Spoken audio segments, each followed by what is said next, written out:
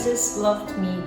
This incredible truth has been so precious to me over the years, and it's given me a passion that every person should come to experience for themselves the great love of God. I am a mum and a grandma now, and from the time when my children and grandchildren were newborns, I sang to them. I still do to the littlest ones, over and over again, especially just before nap times. My favourite wee chorus, Jesus loves me, this I know, for the Bible tells me so. As a Christian, I'm enjoying reading my Bible more and praying more during this COVID-19 crisis. I'm also finding myself thinking more of people I haven't seen for a while and wondering how they're doing during this period. And just as my family are precious to me, there's another special bunch of people that God brought into my life over the last 40 years or so. Sunday School, Good News Club, 3TC, Quest Club, Sunday School Camp. If these names hold memories for you, then you are definitely included in my group of precious people. I can truly say that the richest times in my life included those years when I was privileged to be part of the lives of the children and young people from Newmilns. To dozens and dozens of you, I felt so blessed to be known as your Aunt Isabel. I remember all the times we spent together in both church buildings, Drygate Street and then Townhead Church, games nights down at Gilfoot, barbecues at Troon Beach, treasure hunts, Christmas parties, Easter egg rolling at the ski slope, blockbuster quizzes, Christmas musicals and your big performance of Good Kings on the grand opening night of the new church at Townhead. And of course the biggest event of each entire year, the Sunday School Camp. It was truly wonderful to spend a full week with you all each summer, from Ardrossan to Muirkirk, Seafield to Portncross, Kirkcudbright to Moffat, Crieff to Motherwell, Pitlochry to Arbroath, maybe sleeping on Scout Hall floors or enjoying the relative luxury of the dorms at Fiscali.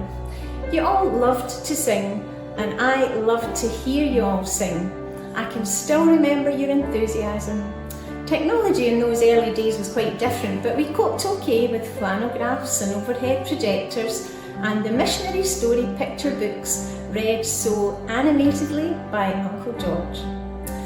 I've been thinking of you all these past couple of months, and my heart still remembers the love that I had for you. But the most important truth that we tried to convey to you all then was that each of you was so loved by God and so precious to Him. I want to remind you all today that this truth hasn't changed. God still loves you. He still has a perfect plan for your life. You can still choose to follow that plan. Each person's plan is different, but they all begin the same way, by confessing our sin and receiving God's forgiveness and then deciding to follow Him. Then real life begins.